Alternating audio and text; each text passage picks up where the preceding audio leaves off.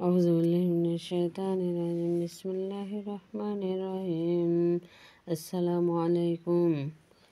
সূরা সূরা নহল আয়াত ১১০। ইসলামের প্রাথমিক অবস্থায় হযরত সুয়াইব, আশার ইবনে ইয়াসির, আমির ইবনে ফুহায়রা, আবু ফুকাইয়া প্রমুখ সাহাবাগণকে কুরাইশরা নির্মম অত্যাচার পিষ্ট করেছিল। তাদের প্রতি সুসংবাদ স্বরূপ এই আয়াতটি নাজিল হয়। রুহুল মাআনিতে হযরত হাসান ও ইকরামা হতে বর্ণিত আছে যে আয়াতটি ওহী লেখক আব্দুল্লাহ ইবনে সারাহ সম্বন্ধে নাজিল হয়। বিবিধ লা গাফুরুর রহিম।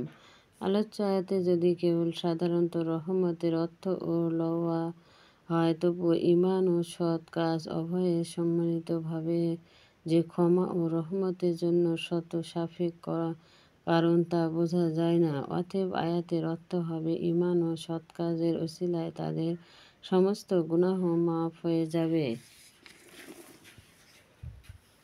এবং আল্লাহ তাআলার রহমতে তারা জান্নাত ও সেখানে বড় বড় পদ মর্যাদা লাভ করবে।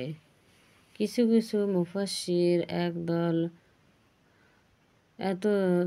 এত দমা বিশিষ্ট পদ বৃদ্ধি করেছেন, অর্থাৎ জবাইকালে যার উপর গায়রুল্লাহর নাম লওয়া হয় এটি হারাম, কিন্তু সাধারণত উক্তিতে এইরূপ বিশিষ্ট করার পিছনে শরীয়তের জন্য কোনো নির্ভরযোগ্য প্রমাণ না পাওয়া হেতু শুধুমাত্র তাদের দ্বারা বিশেষ কারণ ও বৈশিষ্ট্য পদটি গ্রহণযোগ্য নয়।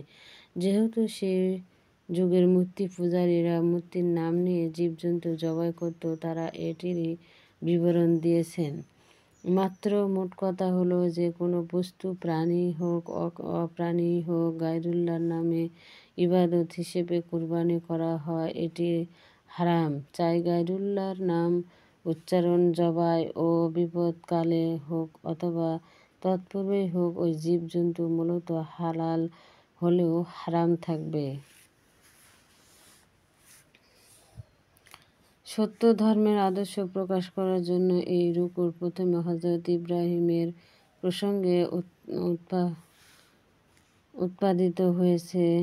হযরত ইব্রাহিম এর আদর্শের চরিত্রে যে সকল গুণ গরিমা বিদ্যমান ছিল, সেগুলোর মধ্যে আল্লাহ তাআলা বিশেষ 4টি গুণের উল্লেখ করে বলেছেন যে তিনি আদর্শ অধিনায়ক, আল্লাহ তাআলার অনুগত।